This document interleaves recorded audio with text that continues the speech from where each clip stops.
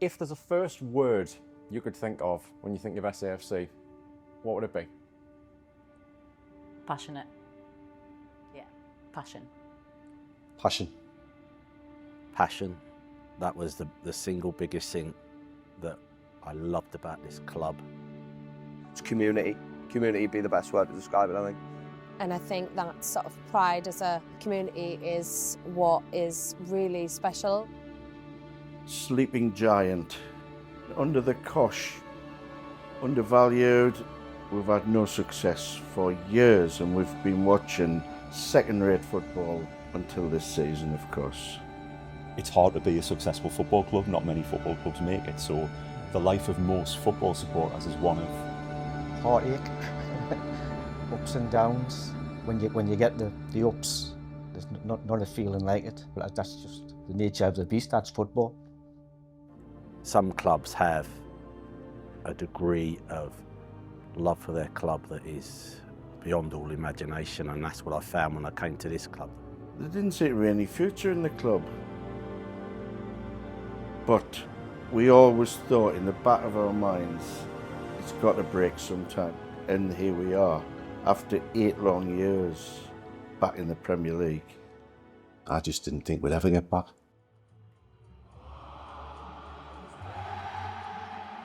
Absolutely fantastic.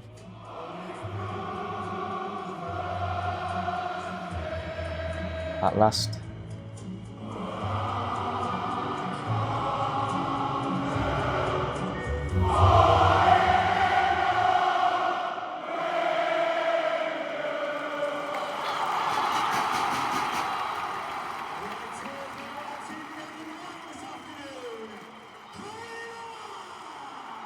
The first thing your dad gets you into is football.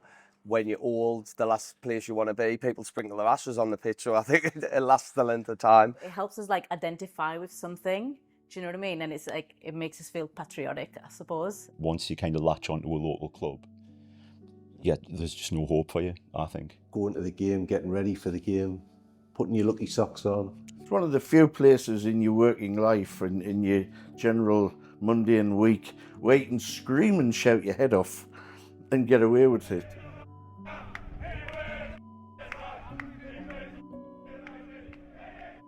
They think of the players as, you know, the heroes. I used to fancy Kevin Phillips when I was a kid. So yeah, Sunderland's always been sort of like a part of my DNA and who I am. Sunderland in general really appreciate and look after their fans. I think their social media campaigns and how the footballers communicate with the fans too. I think it all kind of just ties into that regional identity and sort of helps people to kind of really relate and feel welcomed by the club. Almost like a religion to people. Absolutely. Definitely, yeah. It's like a religion. Yeah, I would say, I would describe it as a religion. I would say so. I would say it's like a cult. I'm not religious at all, but Sunderland's my religion. Oh, it's more important than religion. Definitely. I haven't really experienced it, if I'm honest, the match day way of somebody's life. You know, how they wake up in the morning, what they do in the morning, their rituals they may have in the sense of get up, maybe they have a little way of doing stuff, and then it's going to the pub at a certain time, meeting their friends, walking to the ground. I think it's a really nice ritual and something that people probably like because it gives them a little bit of continuity to know, right, next week we have a game, this is what I'm doing. There's something to look forward to, something to be with their mates, and it's a ritual, it's a way of life.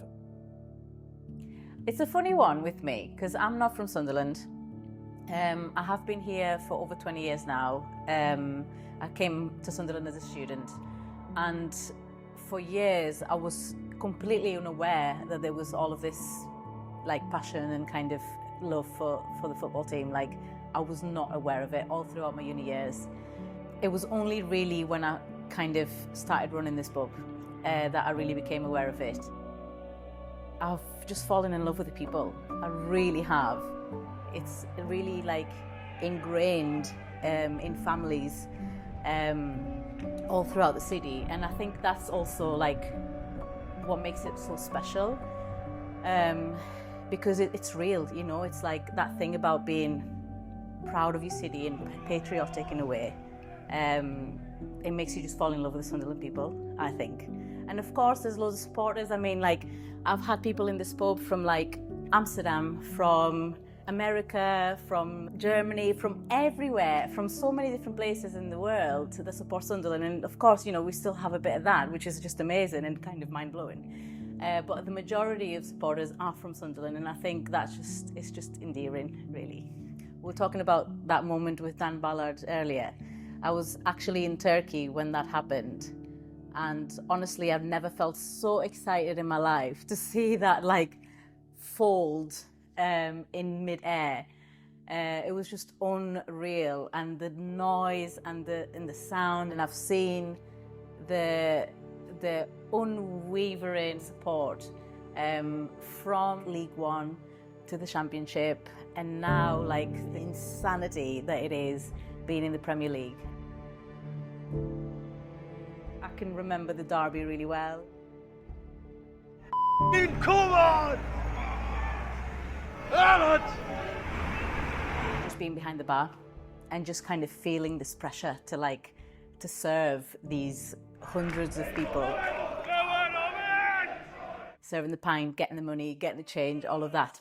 And just feeling like, wow, like I'm part of something really big here. Like, this is amazing. And everyone's just nervous and just needing that little bit of like relief, really, from their own heads and their own emotions.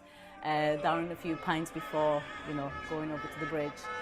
And that felt special, yeah. I loved doing that. A lot of the chants are like really kind of obscure to me, and I really have to like listen in. And honestly, when everyone starts singing, it's just incredible.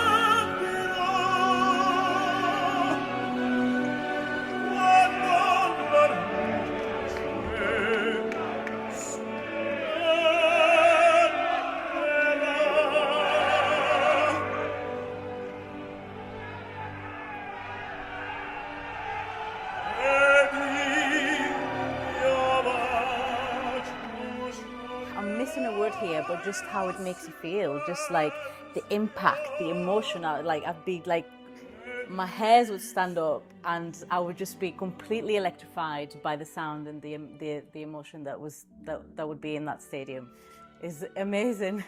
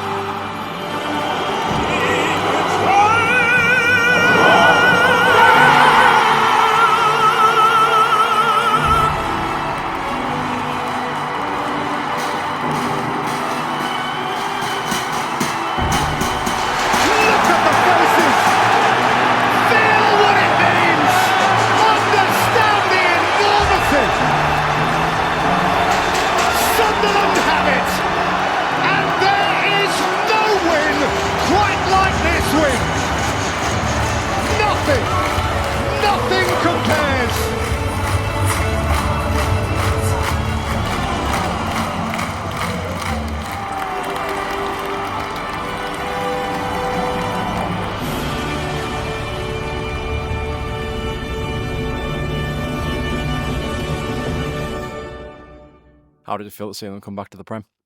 I think this is going to be honest, there was a time when I thought in my life, and I hope I lived to 200, so it's going to be a bit of a lie. I was wondering at times whether or not I would see him back in the Premier League, because obviously how things had changed over the period they had.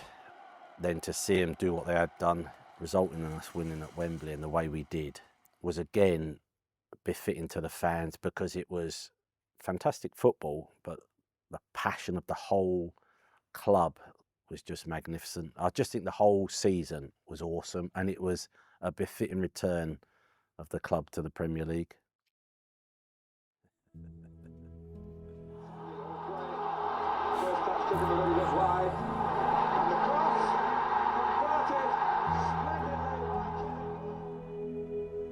Just watching this man on the field, he was like the Granit Xhaka of his day, and he was so hard. He was a hard player, which I think you need in the middle of the park. In the tough games, we need someone. We need a Kevin Ball. Russell, looking to hold it up. Stewart lays it down for Kevin Ball, the skipper. And Ball, 4 in 7 games for Kevin Ball. That's gets his medal. Might as well be the Victoria Cross. As far as what they think of him on Wearside. And there's the trophy. Kevin Ball gets it from Michael Alcott out to Jack Kennedy. And the moment they've all been waiting for. Kevin Ball holds that trophy aloft. The victory will all be together in the Premiership next season. Words can't express how pleased I am, not only obviously for the players and the management and that, but the boys who worked tremendously hard this year. It's all about their slotting here with all the other thousands of supporters. But absolutely fantastic. Do you know the great thing about it is we've given something to shout about today, and I'm absolutely chuffed a bit to them. I don't see anybody out like that who buy me a beer, because I'm going to get sloshed his hand. Can't believe I actually said that.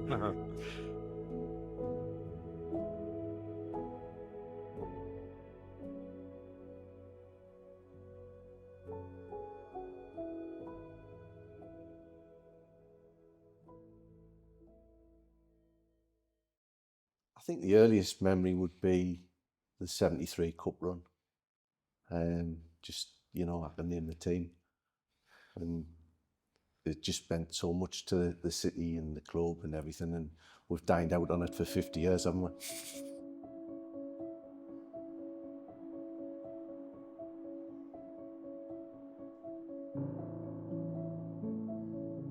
I used to go with my pals when I was younger, and occasionally we'd get a seat ticket given to us, which was like a massive day out then, because we stood in the Fulwell end or the Roper end if we couldn't get in the Fulwell end, occasionally in the paddock. And then it just grew from there. Oh, where can I begin? It was cold. That Roker end with no roof on and the sea air coming straight off the top. But I'll tell you what, that sound that came out the Fulwell end, wow, the roar was fantastic. Would you say it's louder now? I would say so, especially when we beat the Tudor me. Since I've been a young boy, going to the matches at Roker Park, it's been phenomenal. Watching that Gordon Armstrong header when he rose like a salmon against Chelsea in the cup, and he hit the back of the net. I'll never forget that scene when I was bouncing up and down on my dad's shoulders in the clock stand paddocks. Wow, what a result that was. You'll never believe how steaming hot those pies were. Worse still, the mince in it was orange, but it was still tasting glorious. And I've since found out that my wife actually used to serve them through the hatch as well at half-time. She had a little part-time job there. My main memory of the very early times of going to Roker Park is just being hit with the noise of it. Do you want to share a little bit about the chair? How did that come about? Well, when they were pulling Roker Park down, when we were moving to the Stadium of Light, my birthday was coming up, and my wife Pat found out about, so you could buy blocks of chairs from the clock stand and the main stand, and well, you could buy little squares of turf, and but you found that somebody in Sunderland, he had a load of the chairs, and she went and bought us one for my birthday. And I didn't have a clue, and it was standing in the middle of the room. Look what I bought you. And I was flabbergasted, and I love it. Roker Park was a fantastic football ground. You could just feel the history in it, you could smell it. You could just walk places and think of all the hundreds and thousands of people that had walked underneath there before, all the games that had been played there. And all of a sudden you had to say to yourself, actually, we need to move now. You know, the club's progressing, you know, going back in the Prem. You need a bigger ground. You need a more modern ground. And I think Bob Murray's foresight was magnificent, because he turned around and thought, we need to do this and we need to do it now. And when you consider how much he would have paid at that time to move the ground when they did, I know the upkeep over the years is expensive, but his foresight then was magnificent, and it was the right thing to do.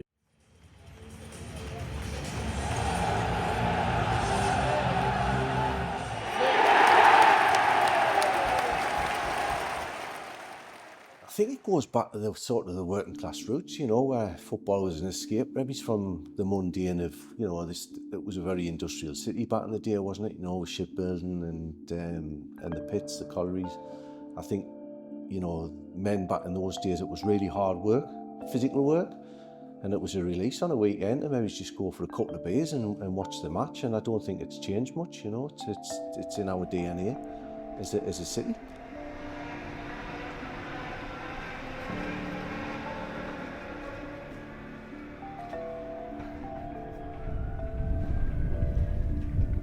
In the 80s, there was a massive change in Sunderland, massive change when we lost the shipyards and the coal mines altogether. It was like overnight in effect, although it took a couple of years for it all to dwindle down. And thankfully we got the Nissan factory after that. So a lot of the guys from the shipyards and pit went to Nissan and retrained. My dad was in the shipyards if I was in the Merchant Navy. When I was home on leave, I used to take my dad to work, and I used to see all these guys, miserable as sin, walking into work on a grey morning with the haversacks, and all had flat caps on. Then I used to pick them up again at 5 o'clock, 5:30 at night, and they were all absolutely shattered. But it was that work ethic. Come the weekends was just so special for them. And part of that weekend was a couple of pints with the lads, have a bit chat, and you match. It was so important. Football is our way out, you know, for a lot of blokes especially. Like, it's a chance to get together with your mates after a tough week and just enjoy something, because we haven't had that much to enjoy about since they shut the pits and the mines and everything like that, really. You know, off the pitch as a city, we haven't had that much to shout about for a very long time. So football is our be-all and end-all. You work all week to go to the match, so it's nice that we're now working all week to be entertained while we go to the match. It gives them something to aim for, you know, when 3 o'clock comes on a Saturday afternoon. I tell you what, nothing beats that feeling. Whether it's a pink slice or a pint of Samson, you can be a Mackem and you'll be welcome any time at the Stadium of Light.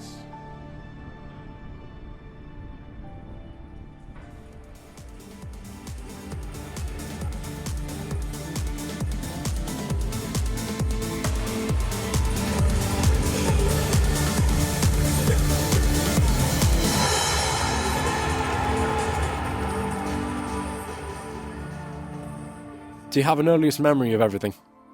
Not really, but I do remember going to Roker Park on my dad's shoulders. I was only about, well, I'd have been 4 when they knocked the stadium down, and that was my very first memory. But because I couldn't remember mine, I made it a big thing I've got a 2-year-old son, so his first ever game was Middlesbrough at home last season, which we won.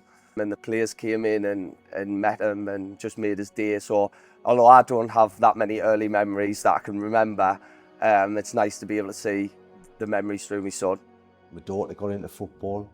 She's gone as a season ticket holder since she was 7 years old. She's now 31, still goes.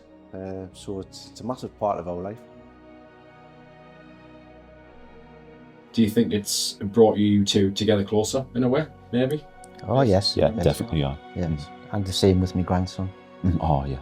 You know, he's part of it now. At Wembley in May last year, when we got promotion, it was just fantastic seeing his face, and I was just over the moon for him, and that's suppose I was exactly the same, you know, with my dad when Sunderland did well, and he loved it for me. I talked to our grandson about it, and I go, oh yeah, I remember when I played there, and I tell him about it. I said, yeah, you know, when I was captain at the Stadium of Light.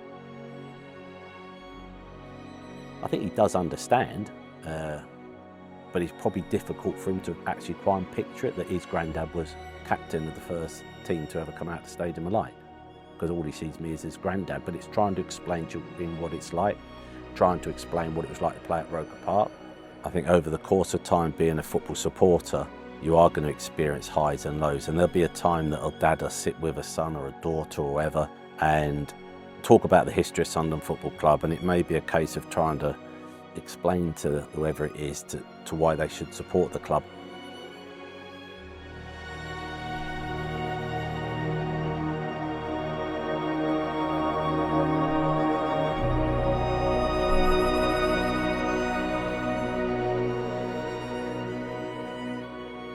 Not everybody has to be a football supporter, but I do think what a dad or a mum's or uncles, aunties, whatever's they can remember from their history of being a supporter, it is ideal to talk to their grandchildren, their sons, their daughters, whatever about it.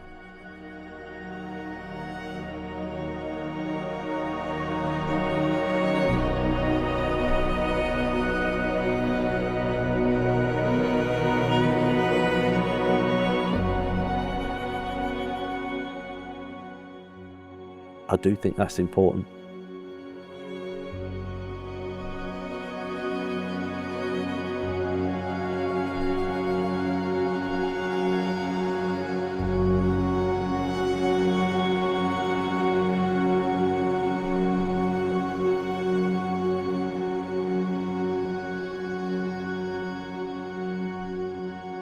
Everybody is really proud of our football club and what we've achieved, even when we're not doing so well or not winning. We still always have that sense of pride, and Sunderland as a football club is definitely at the heart of our city. Stadium of Light is so central to the whole riverside of Sunderland. When they get that end built up, the south end built up, you'll be able to see it from the city centre. It'll be a sight, some sight, especially on a night where it's all lit up. It'll be a fantastic sight with a new bridge and the stadium there.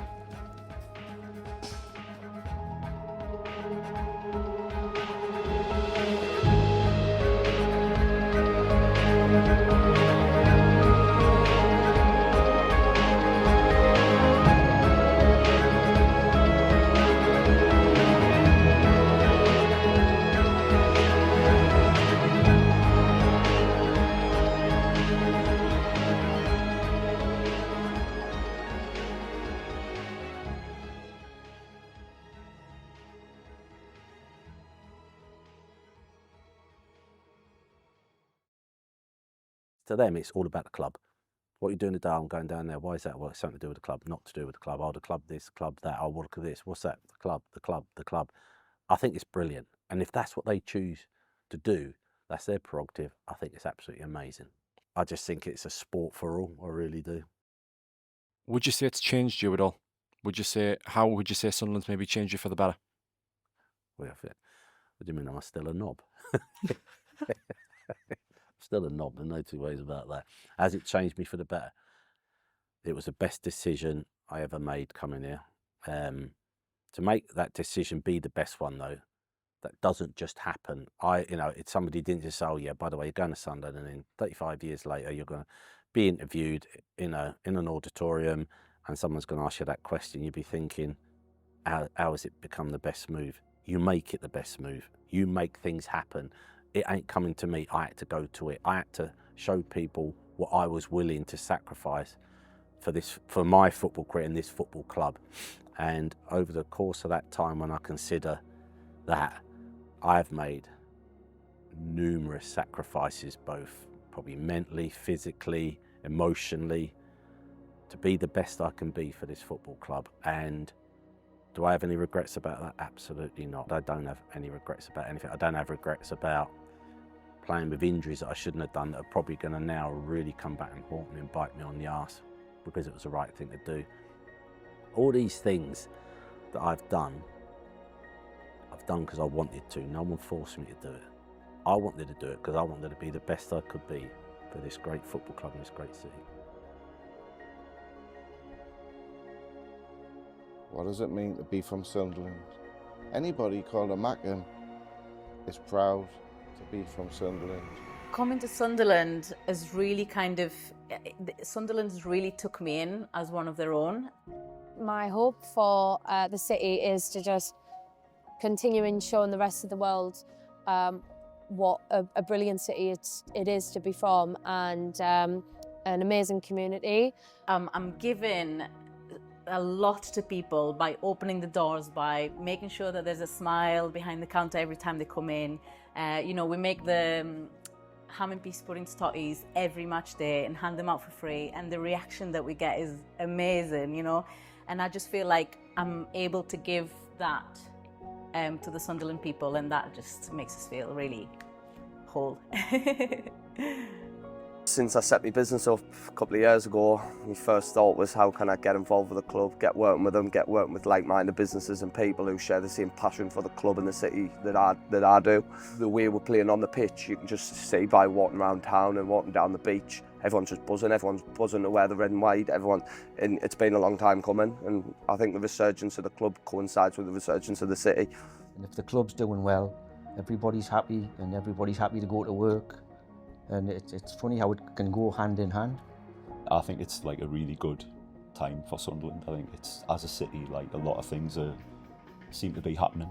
I think it's really cool that the club are part of that though, like the stuff that they're doing with Keelman's Way, the support for Sunderland as a music city and all that stuff, I think is just brilliant. And I think kind of aligning the culture within Sunderland with what the club's doing is just like a great move on behalf of everyone involved in that. Like, it's took a long time, but there's quite a lot of construction going on now, you know, and around the old Vaux site, and I just hope that the city centre regenerates itself because of that. I think people are moving into the town centre, you know, there's a lot of development going on, which is housing and that, and around the sort of Sheepfords area, and that would be fantastic if that gets off the ground. I think that will really invigorate the city, and it'll push the club to the next level as well. Like, I think, you know, the club being the heart of all that. and obviously now it's like it feels like we are taking, like, we look like a serious club. And for me, it's just, all right, we've done that for one season. Can we really cement that and kind of establish ourselves as like an ongoing Premier League club again? We've just got to stay in the Premier League, really, haven't we? It's the biggest league in the world. Obviously, Premier League survival is ultimate. Us being a Premier League club established, Brighton Hove Albion, Brentford, Bournemouth, they're getting 11,000 people there. We're getting 50,000 people.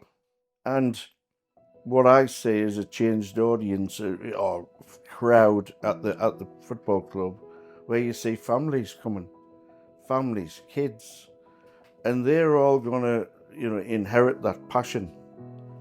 I honestly think the Premiership is a better league with Sunderland in it because of the fan base, because the massive fan base and the passion in the northeast.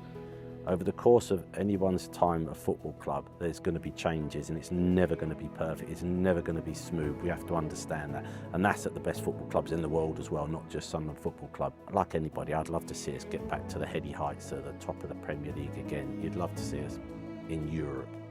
You want success for the football club, but more so for the people of the city of Sunderland, because, and I'll end with this, this is a wonderful place to live.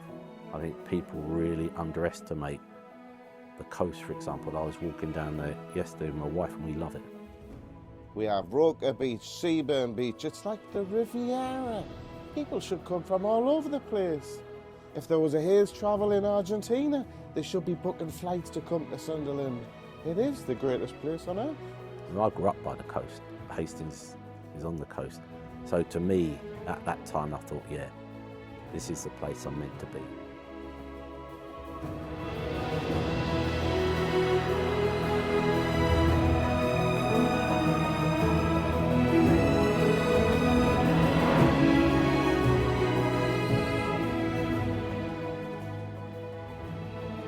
attract the stars because they play for the badge, come for the red and white and play for those fans. My dream for Sunderland is that everybody just has the best time when they come and support the red and white Wizards.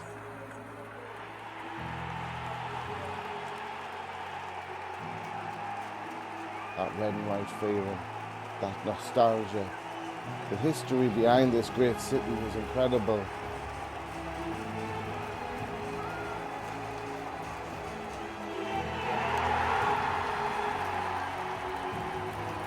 We've got so much going on, so many things to look forward to and be proud of. Absolutely, shout from the rooftops, how are the lads?